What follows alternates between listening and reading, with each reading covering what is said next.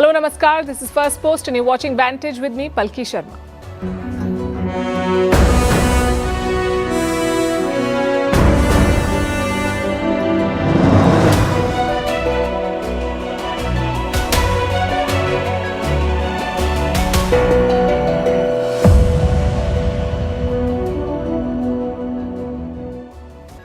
Is Imran Khan dead or alive? After more than a month, the speculation is over, but the protests on Pakistan's streets are not ending. We'll decode the chaos and how it marks a turning point in the country. In the east, it's China versus Japan. Today, there was a military face-off in the East China Sea. We look at why the tensions are spilling into open waters. Also in focus, did Pakistan send expired aid to Sri Lanka? Why did their High Commission delete the post after they were called out? Did Donald Trump tell Nicolas Maduro to resign and take a safe passage out? We'll tell you what a new report says. What's behind Prime Minister Modi's outreach to Khalida Zia's family? What does it mean for the Delhi-Dhaka equation? Is AI taking away your salary hike? We break down the numbers and the trend. What the debate around India's new security app is. Is it a tool for safety or a platform for surveillance? What's the Aravali mining row? What's at stake in one of India's most sensitive ecological zones? Why has the World Health Organization backed weight loss drugs to fight obesity? It's a medical shift with massive global implications. And Samsung launches a new multi-folding phone. Is it innovation or more of the same? All this and more lined up. The headlines first. In India, the rupee falls to a new record low of 89.95 against the US dollar. The currency has stayed under pressure despite strong economic growth in India. The Sensex also sank by more than 500 points today. India's benchmark indices traded in the red today as the stock market fell for a third straight session. Donald Trump's envoy Steve Witkoff will meet Russian President Vladimir Putin in Moscow shortly. Trump's son-in-law Jared Kushner will also be present. The high-stakes talks aim to end the war in Ukraine, which began in 2022. The US says it's very optimistic about ending Europe's bloodiest conflict since the Second World War. China accuses Britain's Prime Minister of making quote-unquote groundless accusations. It comes after Keir Starmer's warning that Beijing posed a national security threat. Relations between the two countries have been strained amid accusations of spying and tensions over Hong Kong. Despite this, London is keen to reset ties with Beijing. An Iranian court demands that the US pay $22 billion. The court says Washington backed the mass protests in 2022, which broke out after the custodial death of Masha Amini. Hundreds of people were killed in this unrest. The US had announced new sanctions over Iran's response to the protests. And a shocker from the Tanzanian president. She has justified the killing of protesters during the recent election unrest. The president says it was necessary and done to prevent the government from being overthrown. More than 1,000 people were killed in this protest.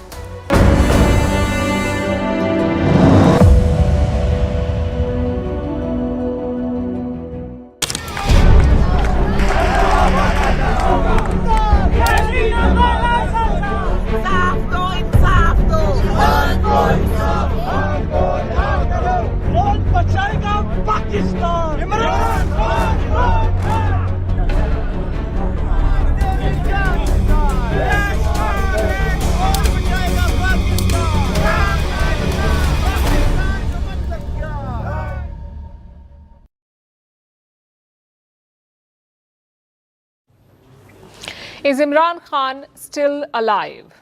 This question rocked Pakistan last week. It triggered massive protests and online campaigns, and today we have the answer. Imran Khan is still alive, yet the protests and campaigns continue. And it's shaping up to be a crucial moment in Pakistan's politics, a moment that could define the country for years. First, let me tell you what happened today. Imran Khan's party had big plans. That's the PTI, the Pakistan Tehreek-e-Insaf, that's what the party is called. They organized protests in two places, outside the High Court in Islamabad and outside the Adiala jail in Rawalpindi. This is the jail where Imran Khan is being held, the Adiala jail. Now, dozens of PTI workers turned up in both places and they chanted slogans against the government. Take a look at this. रिहा करो, हमको रिहा करो, कौन बचाएगा पाकिस्तान? इमरान बोलो, आजादी सोच लिया तो आजादी, फिर डंडा के साथ आजादी, ललकार के बोलो आजादी, ललकार के बोलो आजादी। इमरान को इंसाफ दो, इंसाफ दो, इंसाफ दो।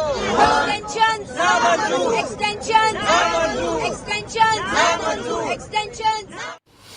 Things remain calm today, but Pakistan's government was prepared for the worst. They imposed a curfew in Islamabad and Rawalpindi.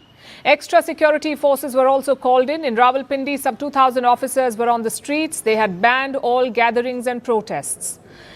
Yet dozens of people turned up. And it wasn't just the rank and file of Imran Khan's party. PTI lawmakers from Khyber Pakhtunkhwa were also in the fray. You see, this province, Khyber Pakhtunkhwa, or KP as it's called, is ruled by Imran Khan's party. And its chief minister is a man called Sohail Afridi.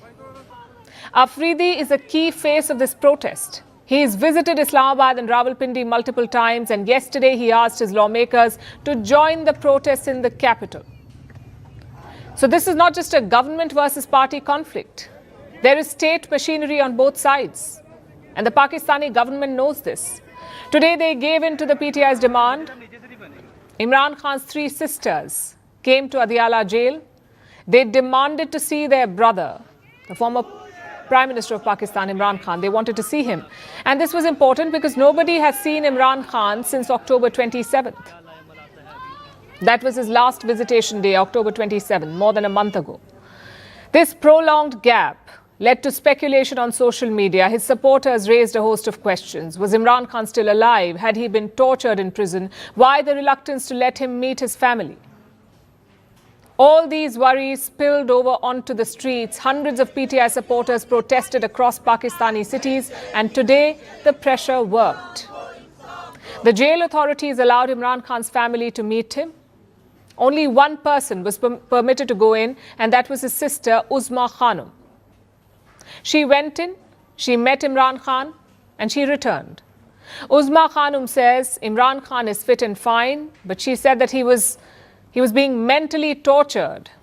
And for this, she blamed Army Chief Asim Munir.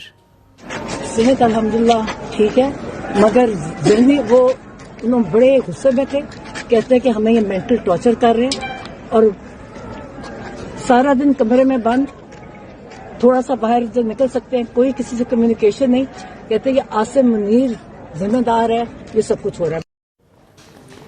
So Imran Khan is certainly alive. We have confirmation after 29 days. But this standoff is far from over. In fact, it's only building up.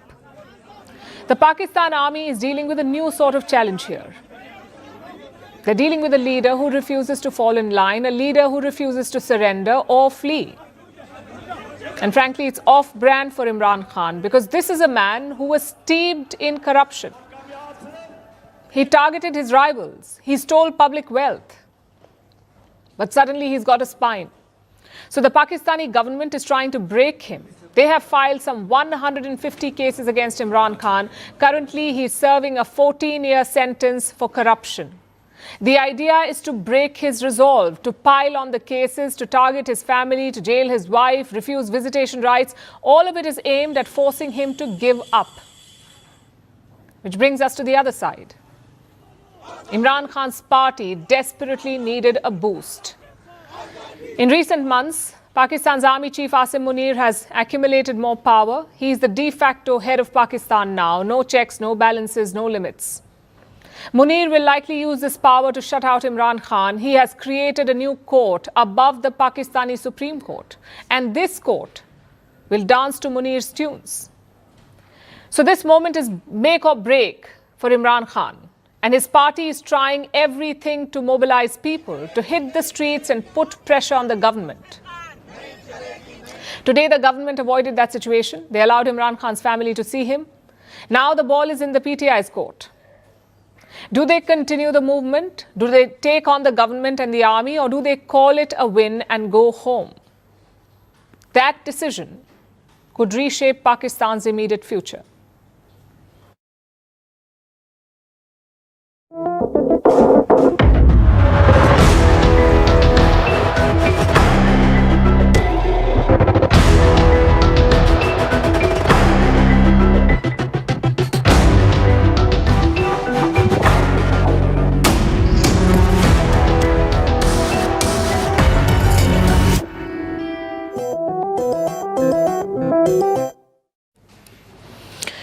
and Japan are facing off. It's been more than a month now. They've been locked in a tense standoff, and now the dispute has escalated. It has spilled into the high seas.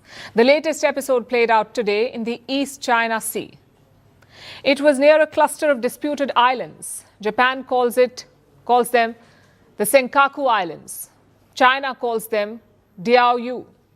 Now, both countries take claim to this group of islands. Today, a Japanese fishing vessel was operating in this area. 2 Chinese Coast Guard ships moved in.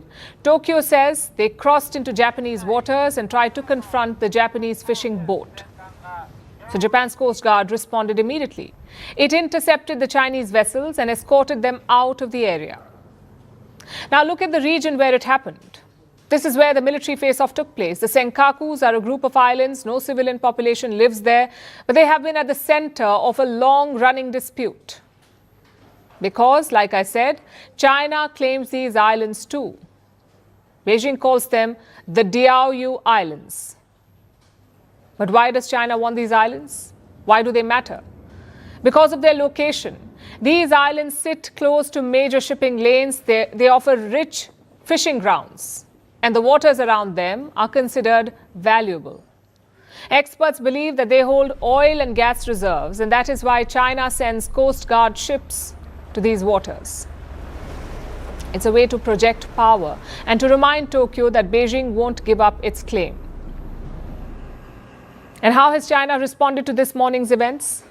Unsurprisingly, they have blamed Japan. Beijing says it was Japan that provoked the Chinese Coast Guard. The current situation in China-Japan relations is entirely caused by Japanese Prime Minister Sanai Takaichi's erroneous remarks over Taiwan. Japan should abide by its political commitments to China, retract its erroneous remarks, and reflect and correct with concrete actions. Any external force that dares to interfere in Taiwan-related matters will be met with resolute countermeasures.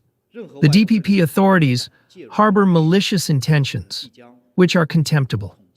Their attempts to seek independence by relying on foreign forces are doomed to fail.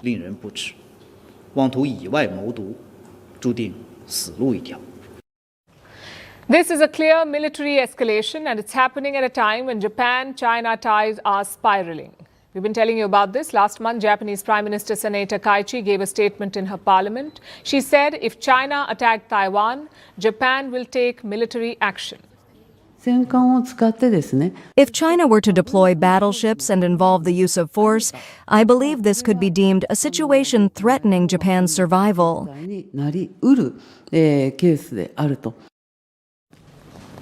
China was furious by that statement. It said Prime Minister Takaichi must take her words back.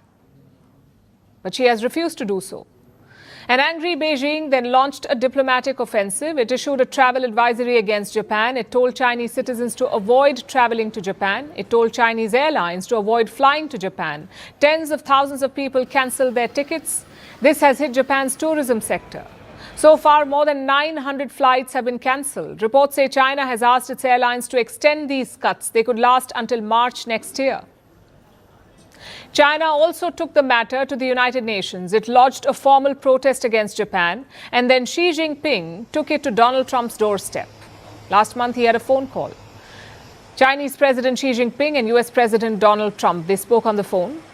And that's when Xi brought up this spat with Japan. Now, it's not clear what he told Donald Trump, but we can tell you what followed.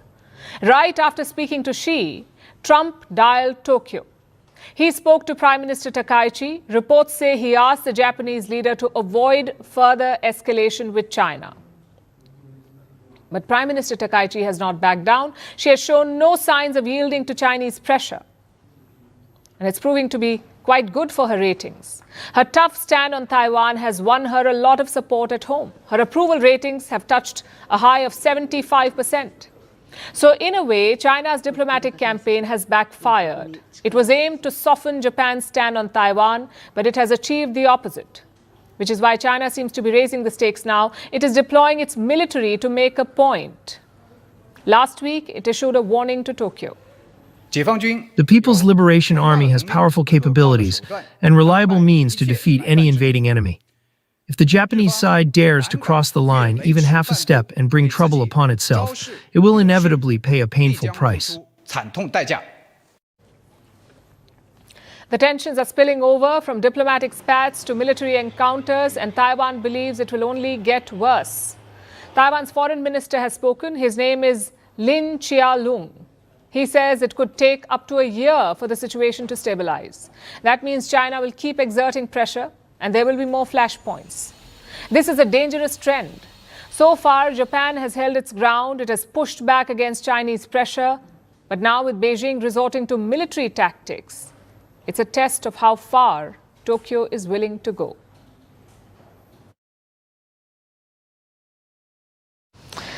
To South Asia now. Sri Lanka has been fighting one of its worst natural disasters in years. It's been hit by a cyclone, Cyclone Ditwa. Floods have swallowed entire neighborhoods. Landslides have swept through villages. More than 400 people have been killed. Hundreds are still stranded on rooftops. The island nation needs help, and it needs help desperately. At a time like this, you would depend on your neighborhood, on nations to come together with relief and aid. And they did come through. India, as always, was the first responder. India sent aid and rescue teams to Sri Lanka. Nepal has announced $200,000 in aid. Bangladesh is sending relief. And then we have Pakistan. Pakistan, too, shipped aid to Sri Lanka.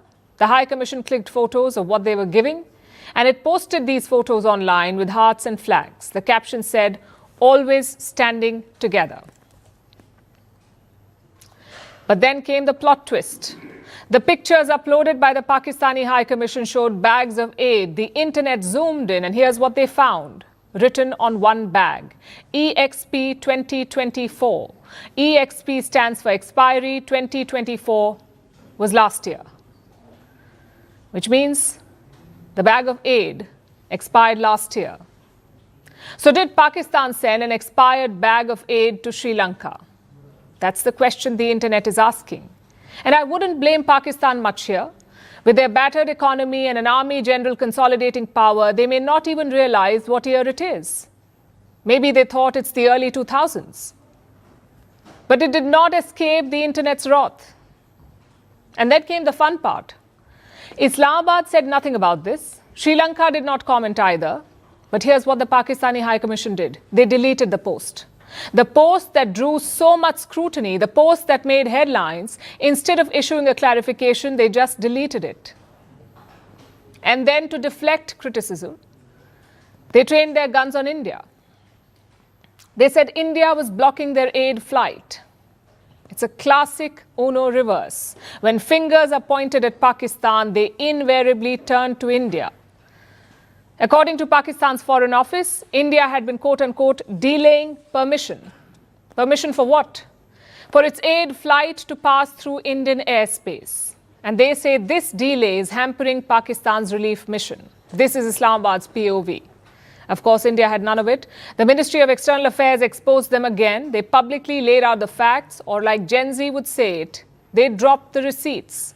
Pakistan requested an overflight at 1 p.m. India granted clearance at 5:30 p.m. The entire process took less than 5 hours, which is unusually fast for diplomatic aviation. New Delhi called Pakistani media claims baseless, misleading, and fake. And while Islamabad was busy blaming India, India was busy helping Sri Lanka. New Delhi launched Operation Sagar Bandhu. It moved 53 tons of relief supplies to Sri Lanka. INS Vikrant sent helicopters for rescue. INS Sukanya reached Trincomalee with tons of relief. Chetak and Mi-17 helicopters rescued stranded civilians. NDRF teams were deployed for search and rescue. That's the National Disaster Relief Force, NDRF. Indians, Sri Lankans, Germans, Slovenians, South Africans, everyone was rescued.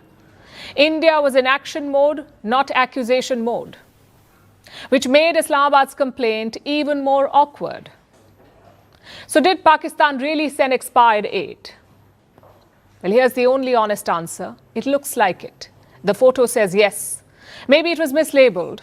Maybe it applied only to one item. Maybe someone did not check the boxes. Or maybe it was exactly what it looked like. And that's what makes this entire episode so damning. Because the aid was not the story. The deletion was the story. The deflection was the story. The blaming India part was the story. Pakistan truly showed us that even in the middle of a natural disaster, they can create a man-made one.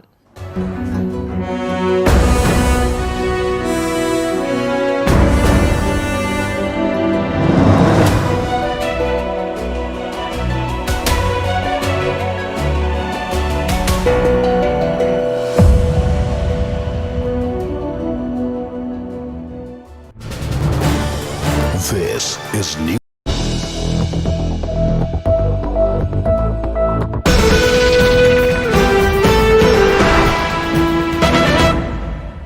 पैसा लगाना है तो century club prime पे लगाओ। डूबेगा नहीं, जलेगा भी नहीं, कोई खा नहीं जाएगा, धोखा नहीं देगा, ऊपर नीचे भी नहीं होगा, सेफ रहेगा, सिक्योर्ड में मिनिमम 30 साल का रिटर्न देगा।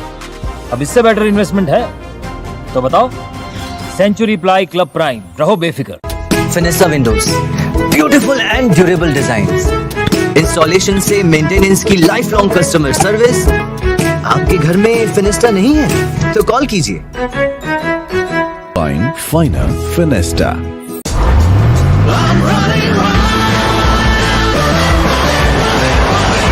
The all-new Hyundai Venue, take up, go beyond. Fenesta windows, beautiful and durable designs, installation से मेंटेनेंस की लाइफ लॉन्ग कस्टमर सर्विस। आपके घर में फिनिस्टा नहीं है तो कॉल कीजिए।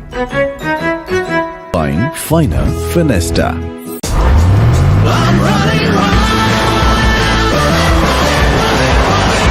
The all-new Hyundai Venue, take up, go beyond. Fenesta windows, beautiful and durable designs, installation से मेंटेनेंस की लाइफ लॉन्ग कस्टमर सर्विस। आपके घर में फिनिस्टा नहीं है तो कॉल कीजिए। Find Finer Finesta. सल्यूट है जी, आप देश की रक्षा में जान लगा देते हैं और आप घर घर में तार लगाते हैं जी। ई बीम टेक्नोलॉजी से बनी, न जले न पिघले, सबकी रक्षा करे। हम सरहद पर लोगों की रक्षा करते हैं और आप देश के अंदर। सल्यूट तो बनता है जी। अपार अणुशक्ति फायर प्रोटेक्ट वायर, अपार देश का तार। Namaste, Jai Hind, and welcome to this edition of The Right Stand. I'm Anand Narsimhan.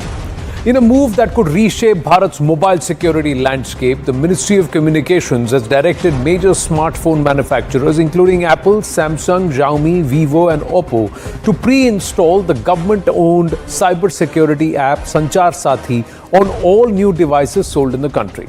Now, the pre-installation of Sanchar Sathi app is mandatory for smartphone manufacturers. All phone makers and importers have been given 90 days to comply.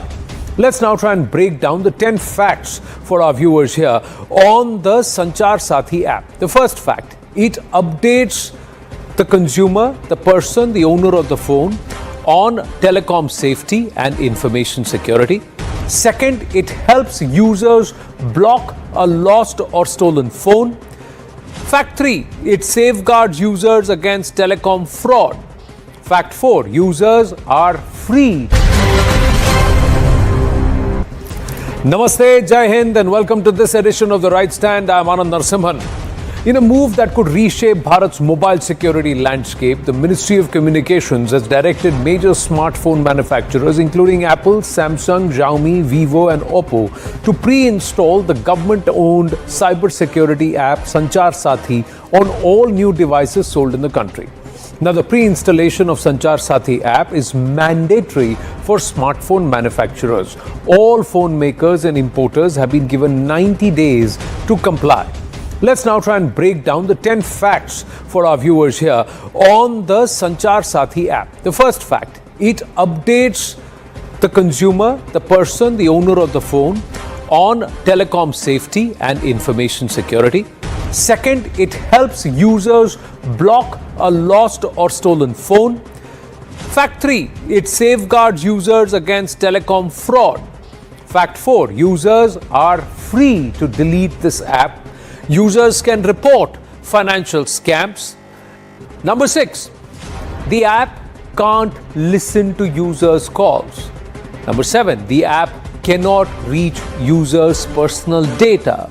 Number 8, users can report international calls with Indian numbers.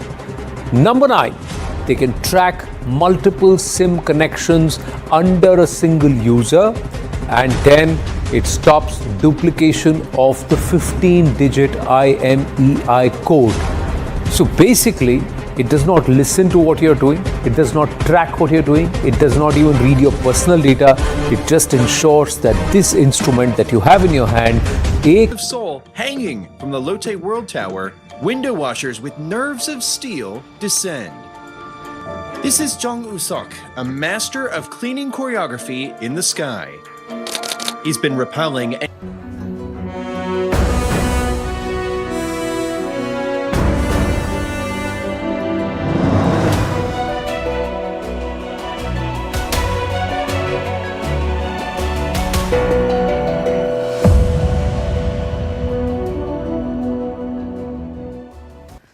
Our next story takes us to the Caribbean, to a showdown that is getting more serious by the day. We've been telling you how tensions have been rising between the US and Venezuela, how American warships have moved into the Caribbean, how strikes have been carried out against alleged drug boats, how several people have been killed, and how the entire region has been on edge for weeks. Tonight, there's a new layer to the story, and it comes from inside the White House. There are new reports emerging. They say the US has offered the Venezuelan president a way out. The Venezuelan president is Nicolas Maduro. The US has offered him a safe exit, a guaranteed passage out of his own country. And the offer did not come through diplomats. It came from US President Donald Trump himself. When?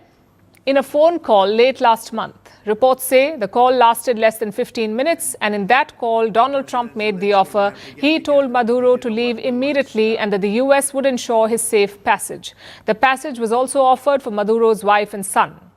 But why would the US make such an offer, and in what capacity?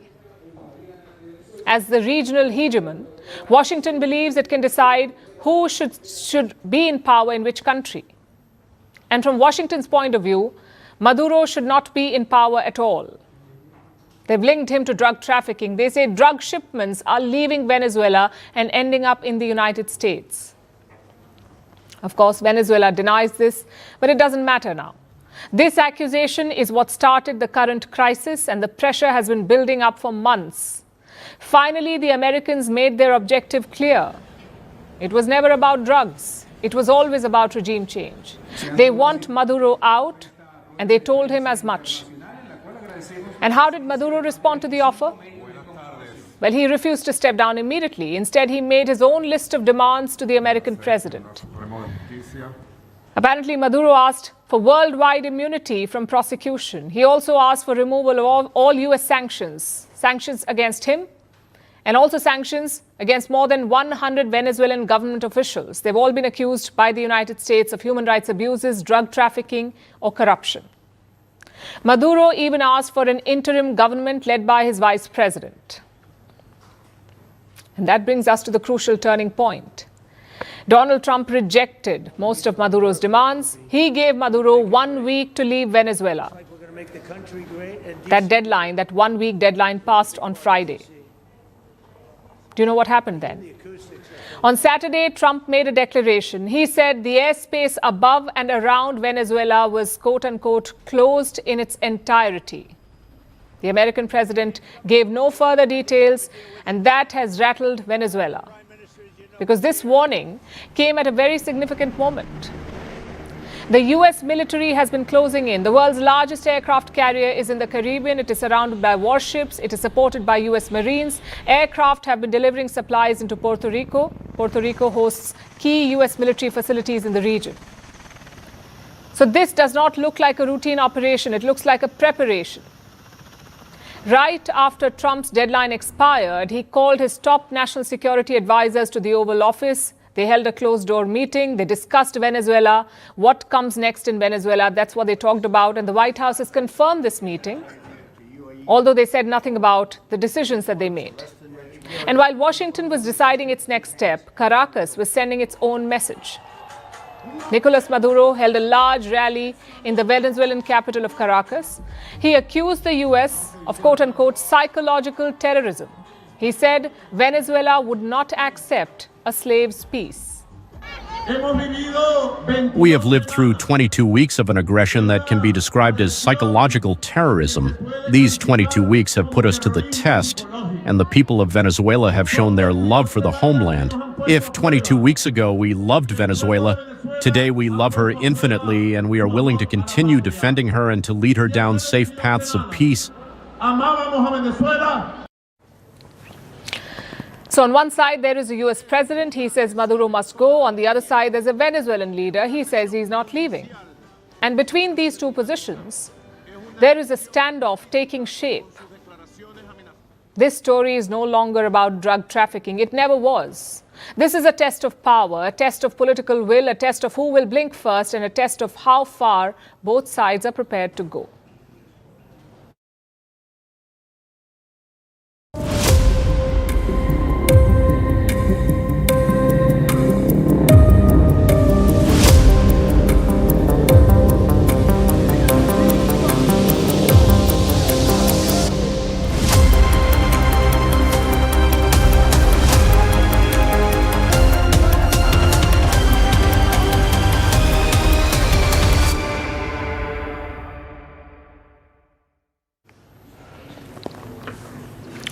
It is a period of churn in South Asia. Regimes are falling, leaders are fleeing, old equations are evolving. In this tumultuous period, you have two options.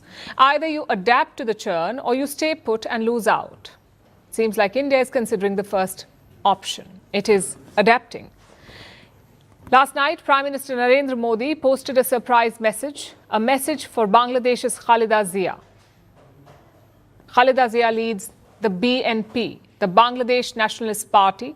In the past, they have worked against India's interests. But now Khalida Zia is 80 years old and ailing. She was admitted to a hospital in Dhaka last week, so Prime Minister Modi sent her a message. Let me quote from his post. Deeply concerned to learn about the health of Begum Khalida Zia, who has contributed to Bangladesh's public life for many years. Our sincere prayers and best wishes for her speedy recovery. India stands ready to extend all possible support in whatever way we can. I know it sounds like basic courtesy, but there is more at play here. There's geopolitics, history, and strategy. Let me tell you why. India is not the only one sending wishes to Khalida Zia. China has flown a team of doctors to Dhaka. They are supervising her treatment. Turkey, Russia, Pakistan, South Korea, all of them have sent similar messages to Khalida Zia, which makes you wonder why. Courtesy aside, her party is a power to reckon with. Sheikh Hasina's party, the Awami League, is banned. So the BNP is the largest political party in Bangladesh today. And this is a country that is heading into elections. They will hold elections in February. The BNP is expected to do really well in that election, maybe even form the government in Dhaka. Hence all the focus on Khalida Zia. If her party wins, if the BNP wins, her son is expected to be Prime Minister. And India knows this too, which is why Prime Minister Modi posted this message. The question is, will this outreach work? Will it lead to a reset? Well, the BNP has reacted to Prime Minister Modi's message. Let me quote again. The BNP expresses its sincere gratitude to the Honourable Prime Minister of India for his thoughtful message and kind wishes for the speedy recovery of BNP chairperson Begum Khalida Zia. The BNP deeply appreciates this gesture of goodwill and the expression of readiness to extend support. Again, very businesslike. But if you put this in context, a picture emerges. The picture of a possible reset. It is true that India was very close to Sheikh Hasina, but the BNP is not an unknown commodity. Prime Minister Modi met Khalida Zia in 2015 when he visited Dhaka. It was a rare outreach to the Bangladeshi opposition. And after Sheikh Hasina was ousted, the outreach continued. In September last year, the Indian High Commissioner met BNP leaders. Afterwards, the party said that the ice was melting. Cut to 2025, Prime Minister Modi is wishing Khalida Zia. Clearly, there is an attempt to reset ties, and frankly, it makes sense for both sides. For India, options are shrinking in Dhaka. Sheikh Hasina's Awami League has been virtually wiped out. the interim regime is hostile and the Islamist Jamaat is out of question, which leaves us with the BNP. And for the BNP, India is a good partner to have, a reliable, stable and prospering neighbor. Abusing India may get you votes inside Bangladesh, but the reality is Dhaka needs New Delhi. Just look at what happened in the Maldives. Their president campaigned on a platform of India out. That was his pitch, India out. But once he came to power, he warmed up to India. That's simple geographical reality. And the BNP probably realizes this. Unlike Muhammad Yunus or the Jamaat, they have actual governing experience. They know what it takes to rule in Dhaka.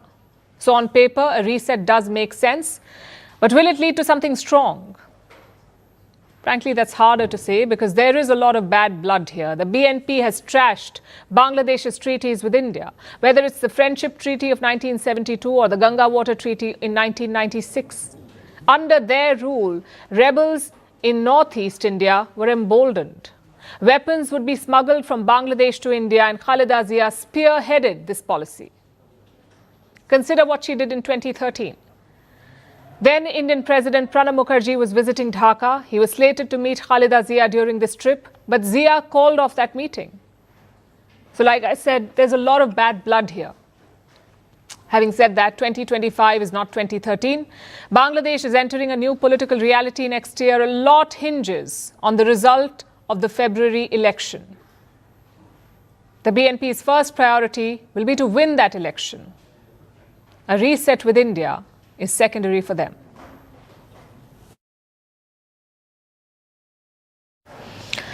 Now let's talk about your salary. Every year, when appraisal season rolls around, everyone asks the same question. Will my salary go up and by how much? Especially if you're in your first job. But here's the harsh reality. Some of the biggest companies in the world have not raised salaries or starting salaries in years. We're talking about giants like McKinsey, Boston Consulting Group, and Bain. And they're freezing increments. The reason is the AI boom. Artificial intelligence is doing the work that fresh graduates were hired to do. Stuff like research, data analysis, even building slide decks. Machines are doing all of it. So companies are hiring fewer people. In some cases, they're cutting entry-level jobs altogether, and that means fewer openings and a tougher climb to the top ranks. So if you're entering the job market, your qualifications alone will not be enough. You need to be AI-proof. That means learning the tools, understanding the tech behind it, and building skills that machines cannot replace easily. Here's a report. It's happening quietly, but it's changing careers before they've even begun.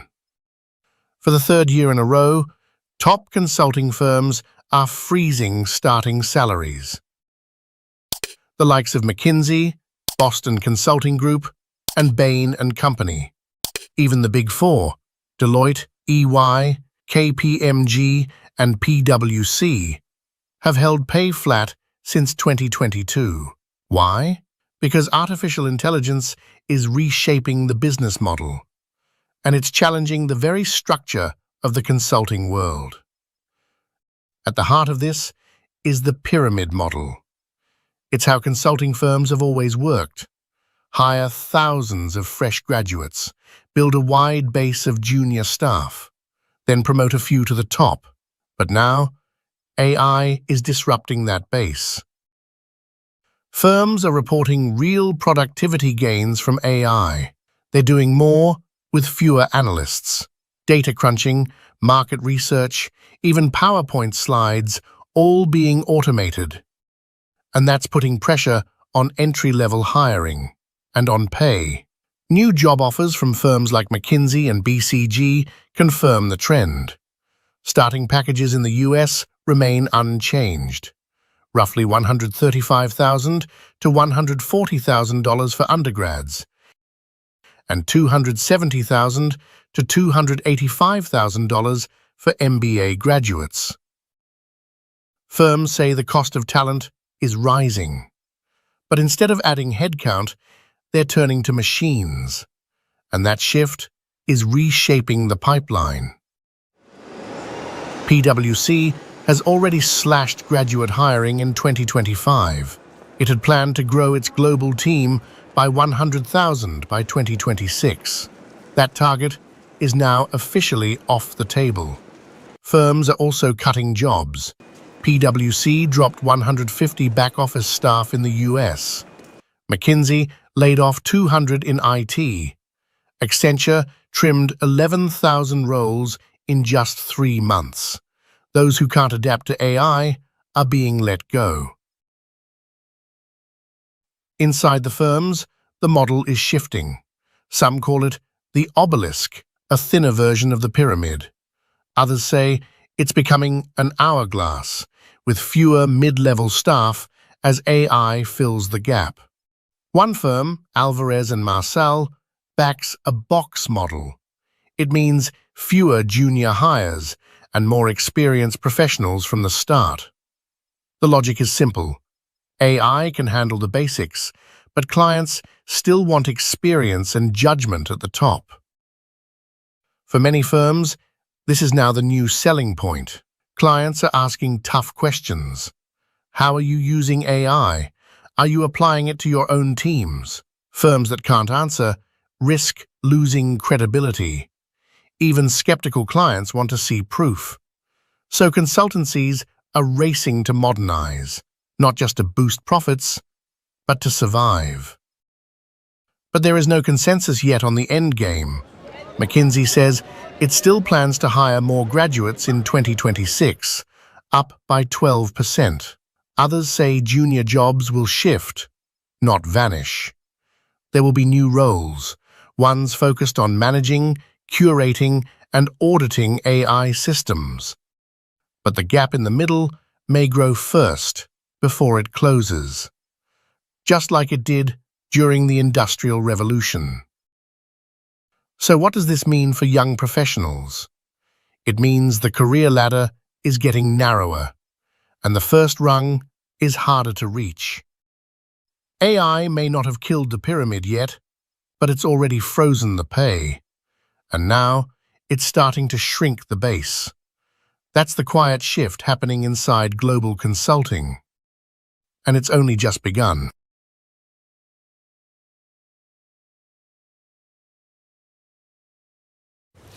Here in India, the big story is a mobile application. One side says it will protect you, the other says it will snoop on you. It's the classic surveillance or security question. Let me introduce the app first. It's called Sanchar Sathi, meaning a communication companion. This is a cyber security initiative of the central government. Its goal is to strengthen digital protection. Say someone sold you a fake mobile phone, or a stolen mobile phone, or someone hacked your mobile devices, then Sanchar Sathi can help you out. Think of it as a helpline/cyber complaint hub. Sounds good, doesn't it? So where is the controversy? Well, yesterday the central government issued a new order.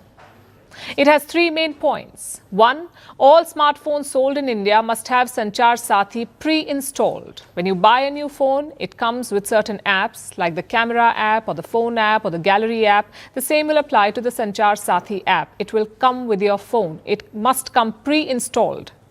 Number 2, the Sanchar Sathi should not be hidden or restricted. It must be readily visible after the setup. And finally, number 3, existing phones should also have this app. Makers have been asked to provide it through software updates. Now, don't be surprised if you get one soon, because all of this must be completed within 90 days. The government is moving fast. But the opposition is not impressed. They say the app is not meant for security, it is meant for snooping. Some leaders compared it to North Korean surveillance. It is a snooping app. I mean, clearly, it's ridiculous. Now, where else do they want to, citizens have their right to privacy. Even all of you must be having a right to privacy to send your own messages to family, friends without the government looking at everything. देखिए, सरकार हर एक के mobile में क्या खोजबीन करना चाहती है? ये जब लोकसभा में ये सरकार उसी तरह बनाना चाहती है। कोरिया में ना वो एक क्या है वहाँ के नॉर्थ कोरिया के वो किंग जोंग, कहीं ऐसा तो नहीं है सरकार किंग जोंग के रास्ते पे चल रही हो? Those are serious charges. The government has responded to them. They say the Sanchar Sathi app is not mandatory. Yes, you will get the app pre-installed, but you can delete it if you want. इसके आधार पर ना कोई snooping है, ना कोई call monitoring है। अगर आप चाहते हो तो इसको आप एक्टिवेट करो, अगर आप नहीं चाहते तो इसे एक्टिवेट मत करो। सुनिए ना, अगर आप इसको अपने फोन पे रखना चाहते हो तो रखो, अगर आप इसको डिलीट करना चाहते हो तो डिलीट करो। So if it's optional, but if I install this app, what am I signing up for? Can it read my messages? Can it access my phone log or personal data? Again, the government says no, it cannot. And their argument is this. A lot of people do not know about the Sanchar Sathi app. They do not know about the protection it offers, hence the push for pre-installing it. The idea is to make people familiar with this application. But the optics, well, it's clearly not going down well. Safe to say we need more clarity on the rules. For example, the order says this app should not be disabled, that its functions should not be restricted. Then how can users delete it? Same with software updates. Can I update my phone without this app? Or should I download the update and then delete it? These are questions yet to be answered. Having said that, this is a problem worth looking at. India has 1.2 billion mobile users. But our digital literacy is only 37%. Scams and digital fraud are quite common. Just look at some numbers from a crackdown last year. The government disconnected 11 million mobile connections, 11 million, around 50,000 fake handsets, 1.1 million fake WhatsApp accounts, and they also blacklisted 71,000 SIM sellers, all because of fake documents or fake devices. This tells you the scale of the problem. We have a massive underground mobile market of stolen devices, of forged documentation, and of counterfeit phones. It is important that we find a comprehensive way to tackle this. How to do it is up to our policymakers. Maybe Sanchar Sathi is the answer, maybe it's not. It's up to the parliament, it's up to the government to find the right solution.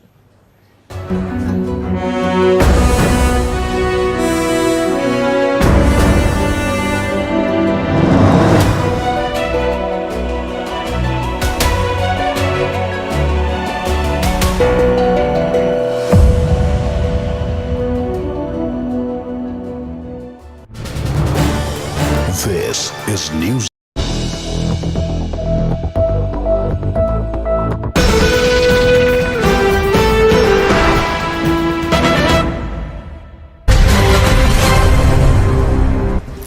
Namaste, Jai Hind, and welcome to this edition of The Right Stand. I'm Anand Narsimhan.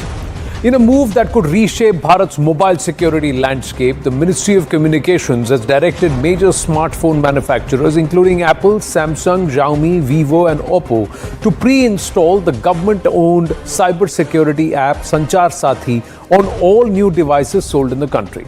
Now, the pre-installation of Sanchar Sathi app is mandatory for smartphone manufacturers. All phone makers and importers have been given 90 days to comply. Let's now try and break down the 10 facts for our viewers here on the Sanchar Sathi app. The first fact, it updates the consumer, the person, the owner of the phone on telecom safety and information security. Second, it helps users block a lost or stolen phone.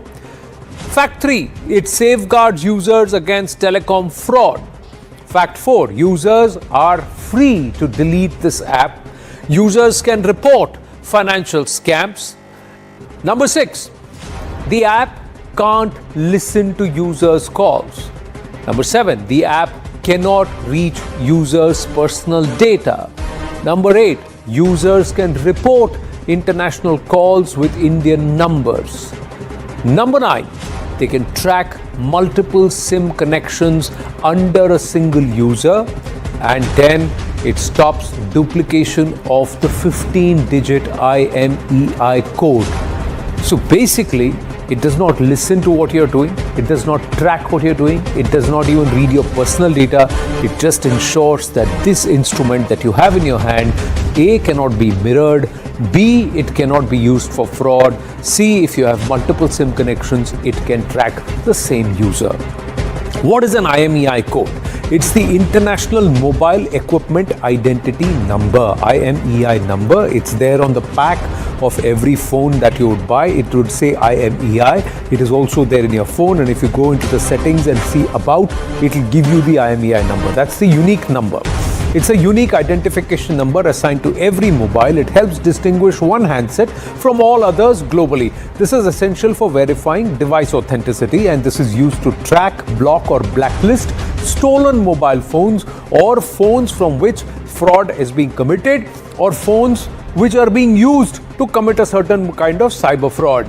Now, this is crucial for detecting tampered, cloned or spoofed devices. The Chakshu is eyes. Chakshu feature reports. Namaste, Jai Hind, and welcome to this edition of The Right Stand. I'm Anand Narsimhan. In a move that could reshape Bharat's mobile security landscape, the Ministry of Communications has directed major smartphone manufacturers, including Apple, Samsung, Xiaomi, Vivo, and Oppo, to pre-install the government-owned cybersecurity app Sanchar Sathi on all new devices sold in the country. Now, the pre-installation of Sanchar Sathi app is mandatory for smartphone manufacturers. All phone makers and importers have been given 90 days to comply. Let's now try and break down the 10 facts for our viewers here on the Sanchar Sathi app. The first fact, it updates the consumer, the person, the owner of the phone on telecom safety and information security. Second, it helps users block a lost or stolen phone. Fact 3, it safeguards users against telecom fraud. Fact 4, users are free to delete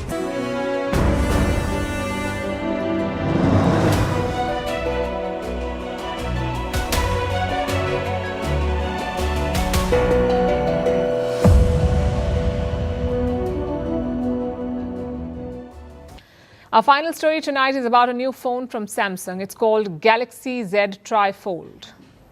It's a phone that folds twice. But this story is not about one device. It's about what the smartphone industry has become. For years, companies promised big changes like better cameras, brighter screens, faster chips. But the basics remain the same. And now, in the name of innovation, we are seeing new shapes. Phones that flip, phones that fold twice. So here's the real question. Is this a breakthrough, or is this the last trick in a market running out of ideas? Here's a report. Foldable phones once defined style. People flipped them shut to end a call. They snapped open with confidence, and they became symbols of the early mobile era.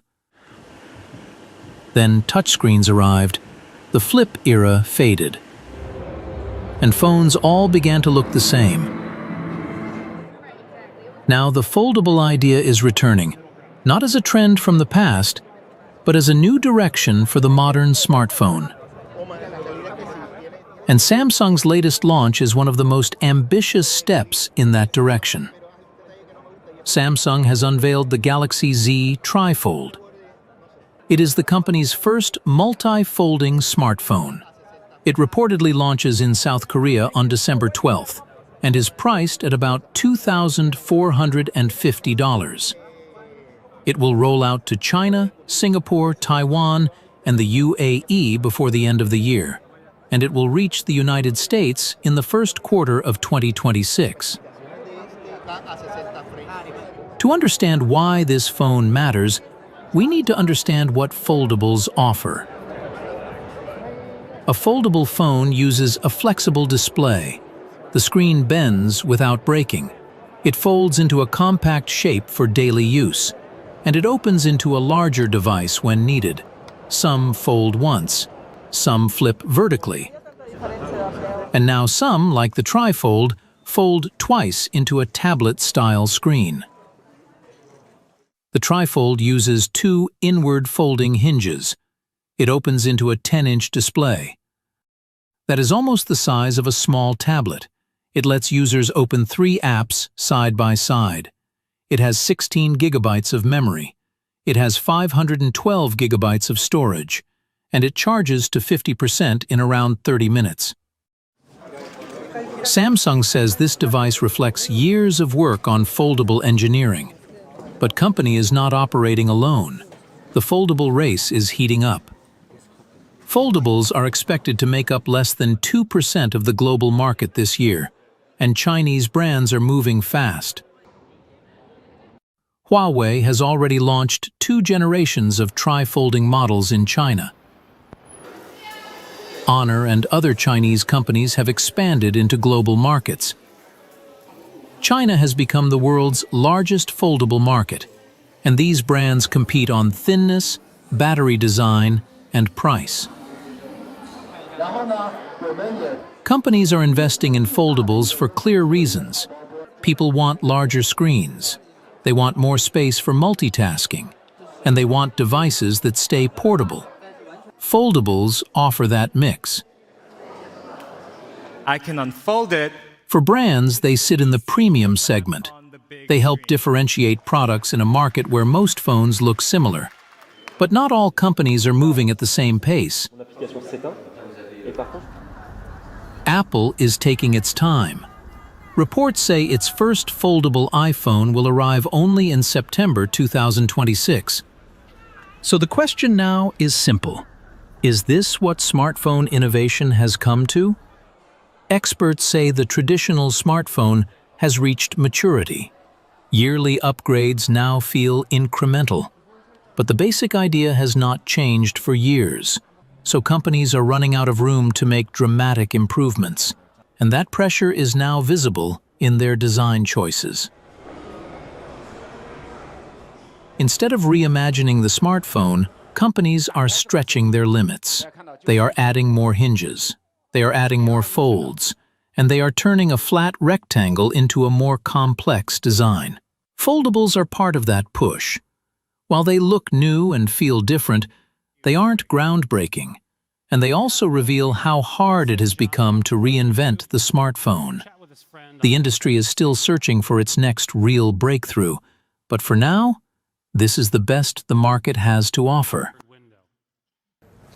And now it's time for Vantage Shots, images that tell the story. Venezuela's Maduro grooves to his No War, Yes Peace remix during a rally. US First Lady Melania Trump appears in a new video showcasing White House holiday decorations. And Bolivia marks the start of Christmas season with the country's largest Christmas tree. Finally, we're taking you back in history. On this day in 1971, the United Arab Emirates was established. It became a federation of 7 emirates that gained independence from Britain. More than 5 decades later, the tiny desert communities have turned into global trade and innovation hubs. We're leaving you on that note. Thank you for watching. We'll see you tomorrow.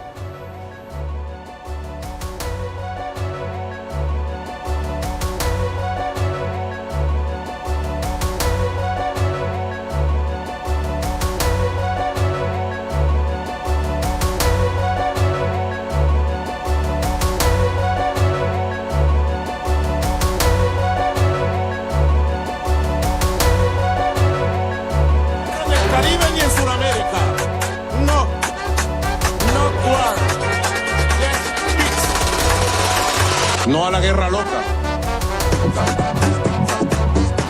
No crazy girl. No. ¿Cómo se dice en inglés? Please, please, please. Yes, peace.